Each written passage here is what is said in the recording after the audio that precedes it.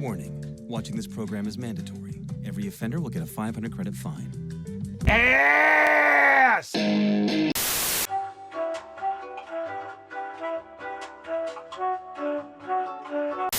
So Captain Laserhawk is a show that exists. When I watched the first trailer for Captain Laserhawk back in September, I had a lot of questions. Like, why is Rayman a game show host about to execute an Assassin's Creed frog? Who is this Dolph Laserhawk dude? And why is this show basically Ubisoft's Suicide Squad? Amongst other little things. My other concern was the show's creator, Adi Shankar, who I mostly knew from being a showrunner and executive producer for both Netflix's Castlevania shows. Shows that I have very complex, intricate feelings about, especially Nocturne. That is a video for another day. So it was those two concerns, coupled with the fact that the trailer just gave me Chip and Dale Rescue Rangers vibes. But now it's mature and has swearing and Ubisoft characters, which is another point, which is that I'm not that big of a Ubisoft fan. Outside of playing a decent amount of the Rayman games and playing Just Dance with my sister back in the day, I don't usually find myself really gravitating towards most of Ubisoft's titles. Though this is coming from a guy who mostly grew up on Sega, Nintendo, and Capcom stuff. With some Call of Duty Black Ops and Modern Warfare on the side, those games were a blast. So all those compounding factors just led me to categorize this show in the not for me part of my brain, and I just went on with my life as usual, completely forgetting about the show. Until I saw this image on Twitter, and I was like, excuse me? And then I saw more footage of Rayman with guns telling people to sit the F down, and I was like, oh my god, what is this mess? I'm not going to deny that this turned me off from the show completely. Even more than my original first impression of the trailer. But after being in a Discord server and a couple of mutuals said they enjoyed the show, I decided to put away my biases and try to give the show a chance. I ended up dedicating an entire afternoon to watching the 6 episodes, and now that I've watched the show twice over, maybe 3 times when editing this, I think I'm ready to lay down some thoughts, because I have many, many thoughts. I want to start off by saying from a presentation standpoint, the show is mostly visually solid. Taking the synthwave style from Far Cry 3 Blood Dragon and mixing it with visual tropes of anime like Cowboy Bebop, Ghost in the Shell, and Outlaw Star. The art director mentioned that they want to approach the character design from the angle of if anime studios kept on doing the 90s style in the 2000s and beyond. And while I may be a bit tired of the whole Western anime style, I still think it works here pretty well enough. Nothing looks too off model, characters are well designed, and I do like it when they exaggerate the character acting and expressions for the sake of comedy. This is especially true for the character of Bullfrog, who gets the best of these expressions. In terms of the actual animation itself, I'd say it's pretty good. To avoid the Dunning-Kruger effect, I'll admit that I'm not an animator by any means, so if I get anything wrong, then correct me in the comments please. The show from looking at it does seem to be rig-based, with them using frame-by-frame animation when needed, though I may be wrong about that. In terms of overall movement, it does range from some things looking a bit too stiff for my taste, to looking very slick and snappy in a good way. Action scenes have good choreography and direction, and the staging and storyboarding in general is pretty on point. I also appreciate how this show is not afraid to change its style visually, really leaning into the whole remix angle they were going for. During some episodes you get these little pixel art sequences that are homages to various video games, like Metal Gear Solid, Contra, Tempest, and even Crazy Taxi. And these moments look visually great to boot. What's funny is that these pixel art scenes reminded me of Sonic Prime and Mega Man Fully Charged, which also played with this concept. But the problem in those shows is that the pixel art assets they used were either woefully inconsistent or just flat out looked terrible. Take a look at this scene from Fully Charged, for example. Look at how the background, which is taken from Mega Man 5 on the NES, clashes with Waveman, who's rendered in a completely different style. Compare that stuff to any of the pixel scenes in remakes and it's completely night and day. And that's because they actually hired people skilled in pixel art for these segments, and it really shows. But I really want to give a special mention to episodes 4 and 5, which have 2 of our main characters played by the real world actors in live action. And what's cool about this is that they give them this little pixely effect that I think is meant to be an homage to like the Sega CD and those FMV games,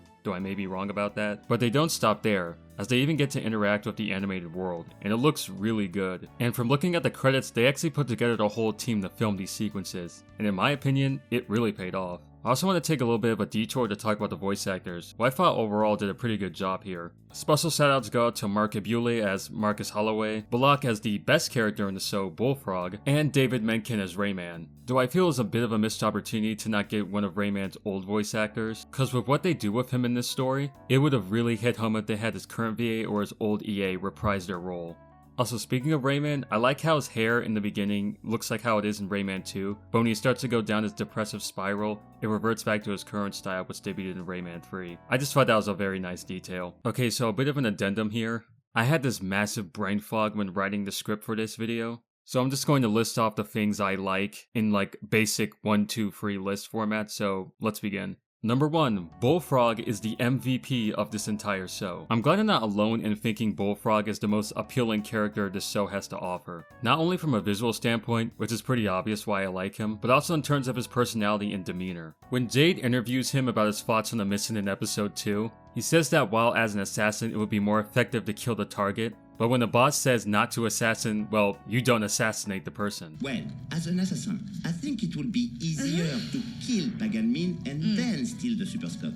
But when the boss is saying you don't assassin, we don't assassin. And the way he says it, plus the character acting, plus him photobombing Jade a few seconds earlier, pretty much sold me on this character. I also like how Bullfrog has some pretty strong moral convictions. Like how Paige wants to get revenge on a kingpin for killing Jade, but it's Bullfrog who attempts to stop him, saying vengeance isn't the solution. Please calm down. Vengeance is not the way. Which ends up being a moot point when Laserhawk successfully convinces him to let Paige go. And even after all that, he still tries to comfort Paige and tries to lighten up the mood with the group overall. Really going to show how much of a sweetheart he is. I also like how Bullfrog is pretty pivotal in the development of characters like Rayman and Laserhawk. For the latter, it's instilling the seed that vengeance won't solve your problems and it can harm others around you. And for the former, he shows how Eden has used his personality to warp the minds of the populace to do their bidding. Speaking of Rayman, number 2, Rayman's character arc. It feels funny and cathartic about how those out-of-context images of him pushed me away from the show, but now that I actually know the context of why he does those things, it makes me appreciate in a weird way what they did with him in this series. In this universe, Rayman, instead of being from the Glade of Dreams, is a refugee from Dimension X. No correlation. Who wants to make a new life for himself on Earth, but unsurprisingly, human beings being human beings, is beaten, tarred, and barred at every turn due to him being an alien. Even when he goes through the systems humans set up for success, he is still rejected and ridiculed. But when Eden comes into the picture, they need a pretty face to sell their propaganda, and thus Rayman is elevated to the status of being a late night show host, along with being a character in kids shows selling Eden's lies to the youth of society. And it works to a horrifying degree.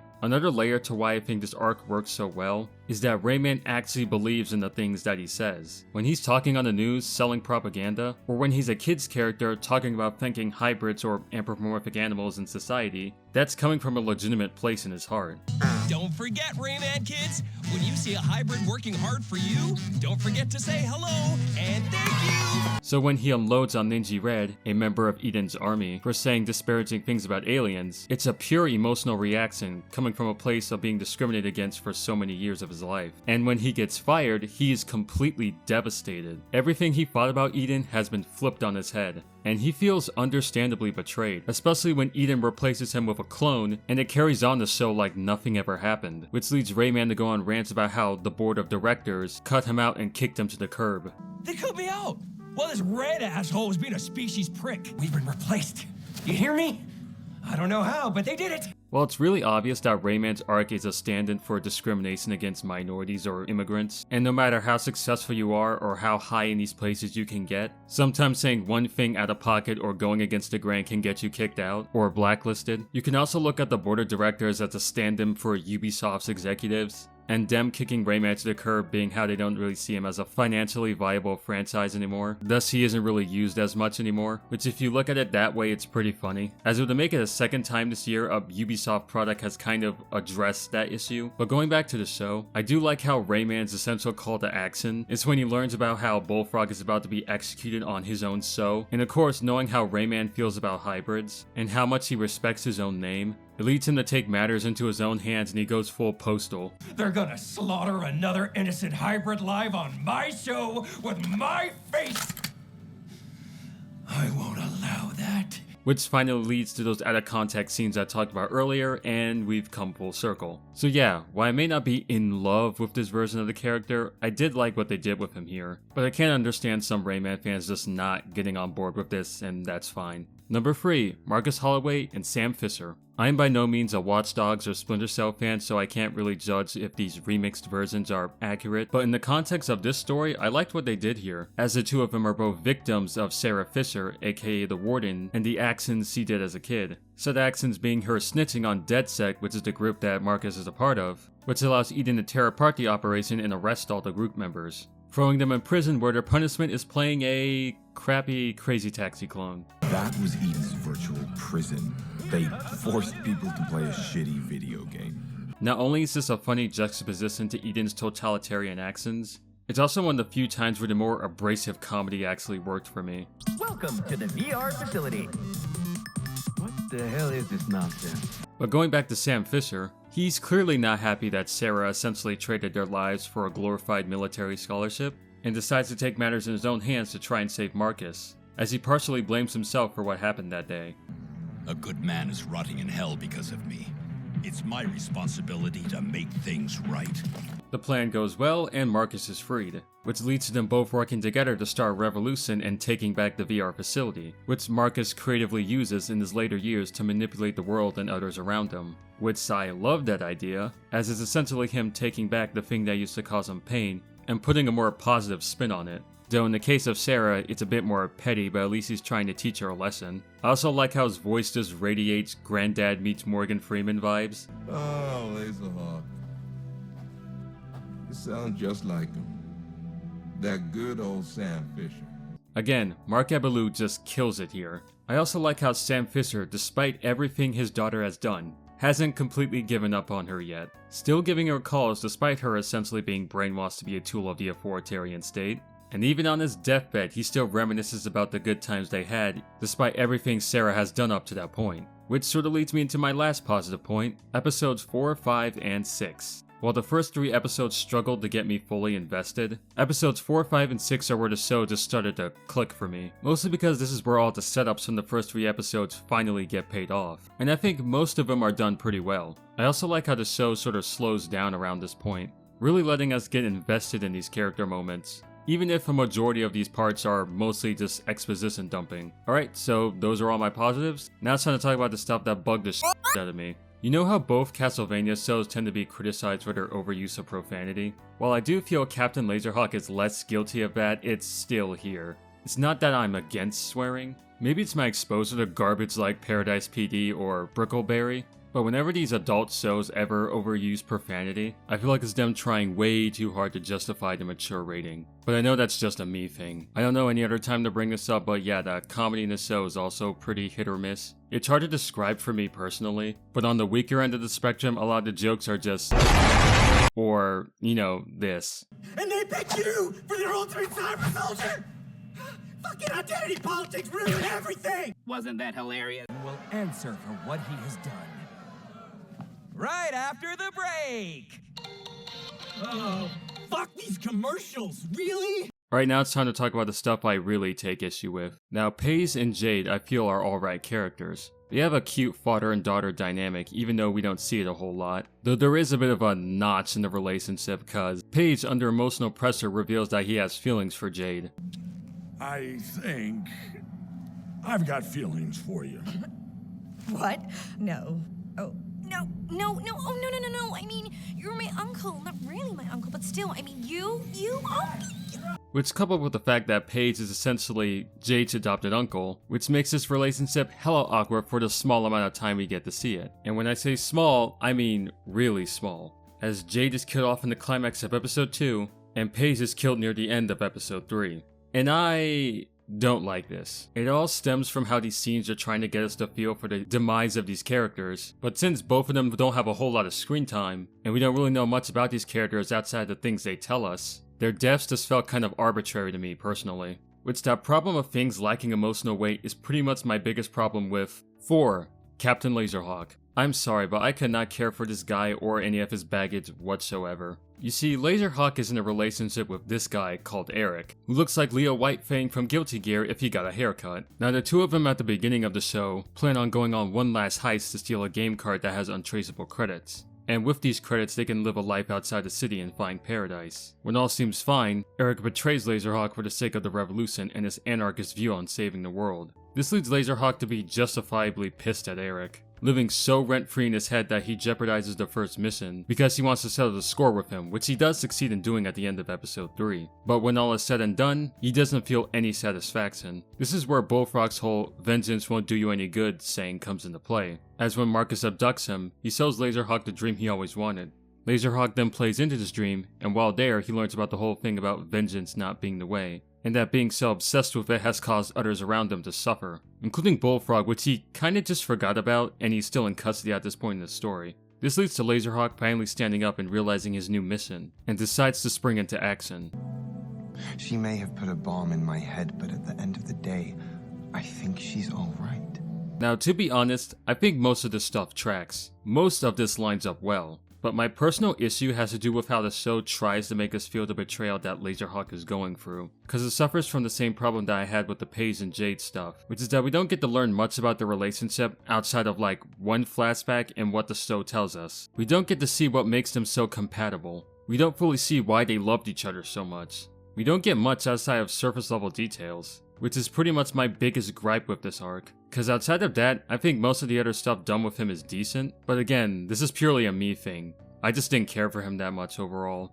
If this show does get a second season, I hope that changes, but for right now it's just wishful thinking. There are a few other complaints I have, like the concept of hybrids really only is a thing in like the 3rd episode, but after that it's like only a cursory mention and it's not really explored a whole lot. Or how the first 3 episodes feel a bit clunky compared to the smooth sailing of episodes 4 through 6. And I think that, and a few of the other show's problems, are because this show is only 6 episodes long, or at least its first season, which I think is way too small for what this story is trying to tell. And I think the small episode count ended up being a slight detriment to the show overall. But to close things out, I think Captain Laserhawk Blood Dragon Remix is fine. If I cared about ratings, I would probably give it like a B- or a C+, depending on my day or my mood. It has some good points I really enjoyed, but at the same time, it also has too many flaws for me that are so apparent that I can't ignore them. But despite everything I just said, I wouldn't be opposed to a season 2. If it improved on things that I whined about, and had the pacing of the last 3 episodes, and just had more episodes in general to flesh out the world,